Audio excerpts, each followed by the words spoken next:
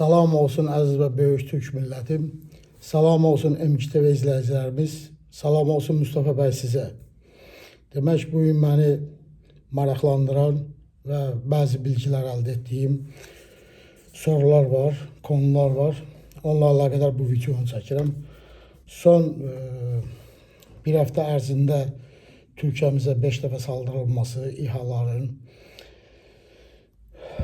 Libya'dan gələn genelkurmayların, Ankara'dan qalxan uçakın, özel uçakın düşürülməsi və 11 Kasım'da Azərbaycandan qalxan Türk Silahlı Qüvvətlərinin kargo uçağı C-130'un Gürcistan sınırına düşməsi, 20 şəhidimizin verməsi, Allah hamısına rəhmət eləsin.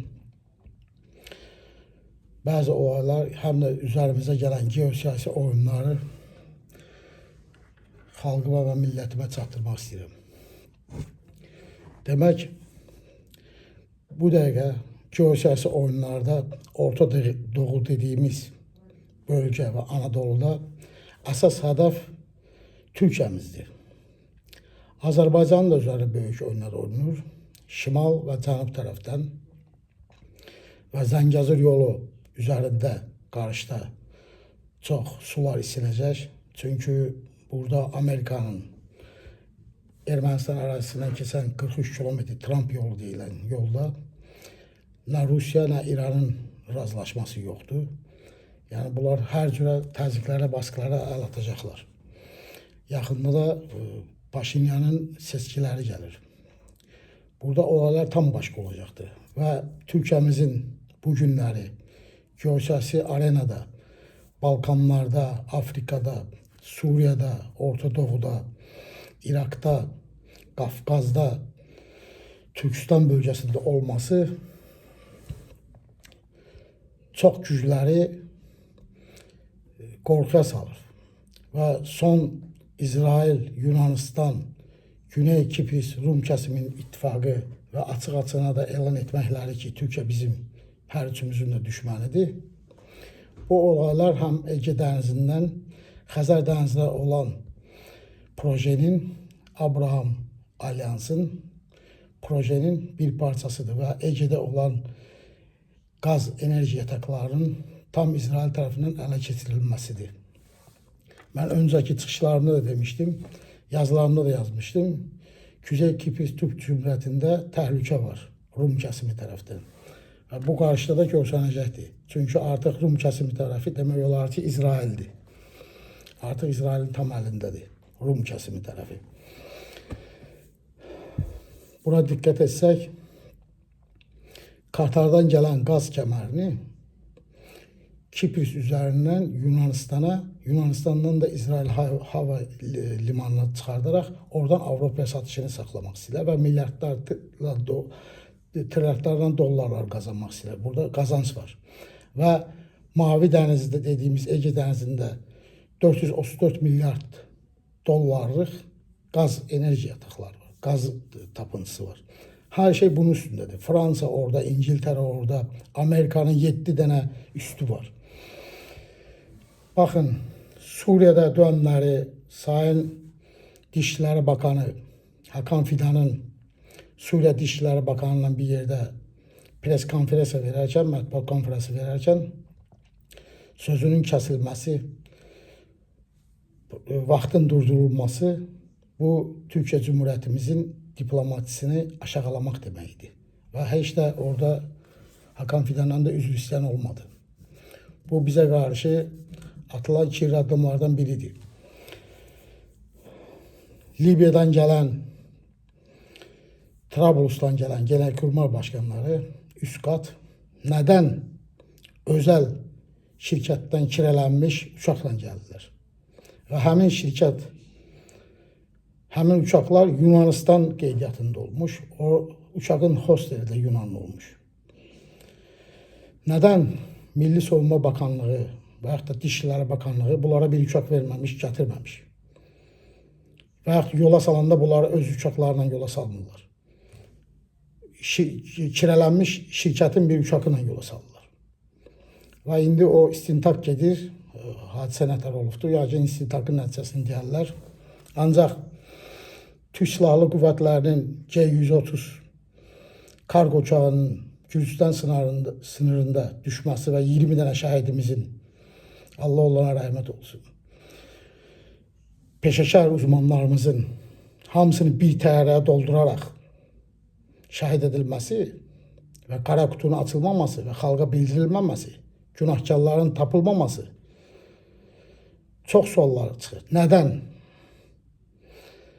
Nədən bu günləri DEM partilər, Hudaparlar, Kürtçülər Türkiyəmizə, Türk millətinə qatil deyirlər. Türk Silahlı Qüvvətlərinə qatil deyirlər. Bunlara Cümhuriyyət savcıları niyə soruşturma açmır? Hudaparın başkanı anıt qəbrini, kurucu öndərin qəbrini deyir ki, tuvalet edəcək. Niyə buna Cümhuriyyət savcıları iş açmır? Soruşturma açmır? Nədən? Nədən Qaradəniz üzərindən ancaq Türk gəmilərinə saldırırlar? Orada Yunan gəmisi də Rus petrolunu və Rus qazını daşıyır. Yunan gəmisini niyə İHA'larla saldırmırlar? Nədən Türkiyə gəmisinə saldırırlar? Ona görə ki, Türkiyəmizi savaşa sürükləyirlər. Və bu Avropalıların, İngilislərin, yəni həm Anglo-Saksonların, həm Siyonistlərin bir fikri var. Türkiyəmizi savaşa soxmaq. Özü də Rusya ilə. Rusya ilə savaşa soxmaq. Bunlar ancaq bunun üstündə çalışırlar. Eyni Birinci Dünya Savaşındakı kimi. Eyni piyonlar, eyni güclərdir. İçərdən də həmin eynilərdir. Piyonları. Rum, Yunan, Erməni, Kürtçülər, radikalçılar, İslamçılar həmin eynilərdir. Nədən bunların sözünün səsini kəsən yoxdur? Amma bir Orxun Özəllərimiz bir söz demişdi, götürülə cəzaevine atdılar. Bəs bunlar qurucu öndərimizə, Türkiyəmizə, Türk millətinə, Türkiyə Böyük Millət Məclisində qalxıb da Türk Silahlı Qüvvətlərinə qatil deyirlərsə də, həm də deyirlər üzr istəməlisiniz. Bunlara bir soruşturma açan yoxdur. İndi sizə bir bilgini vermək istəyirəm. Düzce ilçəsində başsavcılığın koordinasiya etdiyi və 23 ay yürüdüldüyü operasyon aparıldılar. İstanbul'a burada qeyd eləmişəm 46.655 ədəd tapanca soxacaqdılar. Daha doğrusu soxmuşdular. Operasyonda polis, jandarma heyəti bunu ələ keçirdi. 46.655 ədəd tapanca. Bu nəyə görədir? Bu silah qaçaqçılığı deyil. Bu PKK'nın əgər Türkiyəmizə dışarıdan bir saldırı olarsa da, ya Suriye'de, ya Yunanistan'la, ya İsrail'den, məsələn, içeride PKK'çılar ve PKK simpatiziləri, o çeteler, iç savaşa sürükləmək üçündür. Bu tapancalar onun üçündür. 46.655 tane tapanca gətirilmiş. Kimə gətirilmiş bu? Sokak çetelerine o boyda silah lazımdır. Onların özlərinin bir iki tane silahı var. Ve bu uyuşturucuyla operasyonlar başlayıb, o doğrudur. Uyuşturucunun 95% PKK'çılardır Türkiye'de o ildə. Bütün uyuşturucu işlərə baxan PKK'çılardır. Onun da parası PKK'ya gedir. Bu günləri Suriye'de biz arazi bütövlüğünü istəyirik, bütünlüğünü istəyirik. SDK'nın, yani PKK'nın Suriye Milli Ordusu integrasiyası bu olmayacaktır. Çünkü silahı onlara Amerika veribdi. İsrail de Amerika'nın piyonudur. Netanyahu'nun dediği sözler Amerika'nındır, Pentagon'undur. Onlar demir, Netanyahu deyirlər, sən denəncinin. Və Türkiyə Cümhuriyyətimizə qarşı çıxışları ki, imperiya qurmaq fikirlərindən vaz keçsinlər, odur, budur. Bunlar hamısı bu təhdidlər Amerika'nındır. İsrail'in əlinlə dezdirirlər. Netanyahu kabinetinin əlinlə dezdirirlər. Məsələ budur. Hər şey açıq aydındır. Əziz və böyük Türk millətim, bu son olaylar, bu 40 gün içində baş verən Türkiyəmizə qarşı olan olaylar mənə bir Türk milləti kimi, Türk millətçisi kimi çox üzgünəm. Baxın, bunlara qisas cavabı verilməsə, bax buradan deyirəm, kim necə başa düşsün.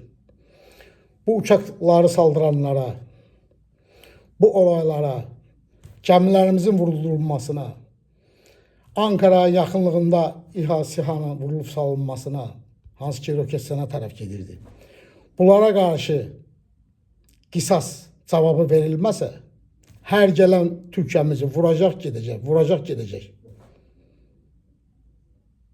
Necə ki, İraq Bərzani, Kürdistan Şirnaka gəldi, uzun namlı silahlarla girdi, çıxdı, hələ bir getdi, oradan da bir minnət qoydu, ofisindən də bir Bağçalıya söz dedi, laf dedi. Əlbəttə deyəcək. Çünki vaxtilə Türkiyə qorudu onları. Saddamın qətilyanından. Türkiyə çörək verdi, Türkiyə su verdi. Bugünkü İraq Kürdistanı, Bərzani Kürdistanı. Bugünkü AKP iktidarı istihbaratına kimi qurdurdu. Peşmərgəçiləri kimi hazırladı. Yollarına kimi çəkdirdi. Camilərinə kimi, xəstəxanalarına kimi etdi. Bu da bunların sağ ollarıdır. Əziz millətim, öz millətini sevmək, öz xalqını sevmək bu qədər zor mu şeydir? Bir-birimizi bərk tutmaq, bir-birimizi istəmək, dövlətini, millətini, xalqını sevmək zor mu bir şeydir bunlara? Bu dövlətin üst qatında oturanlara deyirəm. Bizdə də Azərbaycanda Ramiz Mehdiyev olanları, Kalon 5 olanları, hələ bunun istintaqı gedir. Nələrin çıxmağı, Rusların adamlarının Elmlər Akademiyasında, universitetlərdə, professorlarda hamısı hələ bunlar da içimizdə bir xainlik edirlər, bu şərəfsizlər. Yəni, bugün Türk dünyasında ən çox üzərimizə gələn bir Azərbaycanın üzərinə gəlirlər, bir də Türkiyəmizin üzərinə gəlirlər. Və buradan son olaraq da bir söz deyim, son vaxt BBC, Azadlıq, bu Sorosçular, Siyonist televiziya kanalları xalqımızın beynini, cahil insanların beynini yuyurlar ya qızışdırırlar ki, Türkiyə Cümhuriyyəti ilə İsrail savaşsa və yaxud Yunan savaşsa, Azərbaycan kimin yanında duracaq? Yəni, Azərbaycan zor durumda qalır. Çünki İsraillə də strateji əməkdaşlıqdır, Türkiyə ilə qardaşıq. Buradan hər kəs eşitsin. Azərbaycan dövləti də, xalqı da Türkiyə Cümhuriyyətimizə kimsə saldırarsa və yaxud da Türkiyə Cümhuriyyəti kimsə savaşa başlayarsa, Azərbaycan Türkiyə ilə omuz-omuza durub kəfənlə bir yerdə bütün dünyaya qarşı duracaq. Kimsə bizim strateji əməkdaşımız ola bilər, paramızı verir, silahımızı alırıq.